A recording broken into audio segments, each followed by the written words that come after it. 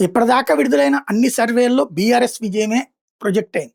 అంటే కేటీఆర్ ఆ స్థాయిలో మేనేజ్ చేశాడన్నది కాంగ్రెస్ పార్టీ నమ్ముతోంది. అందుకనే వెళ్లి కంప్లెయింట్ ఇచ్చొచ్చింది. అది ఒక ఎత్తయితే 30,000 మెజార్టీతో గెలవబోతున్నాం అన్నటువంటిది కాంగ్రెస్ పార్టీ నమ్మకంతో ఉంది.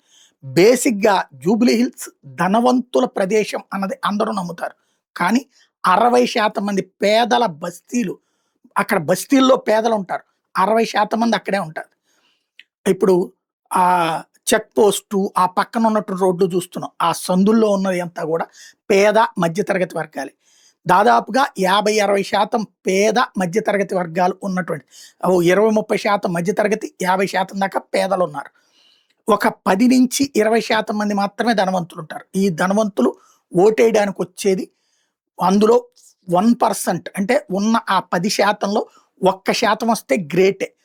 మధ్య తరగతిలో ఉన్నటువంటి ఆ 20-30%లో సగం మంది వస్తారు. పేదలు మాత్రం 99.999 మంది వస్తారు.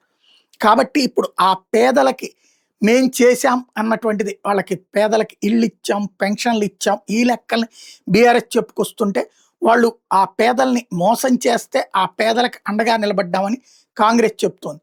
భారతీయ జనతా పార్టీ మా మోడీని చూసి ఓటేయండి, మా దీపక్ రెడ్డిని చూసి ఓటేయండి, మార్పుని చూసి ఓటేయండి, ఆళ్ళిద్దరిని నమ్మకండి అంటోంది. మరి ప్రజలు ఎవరిని ఆదరిస్తారో చూడాలి.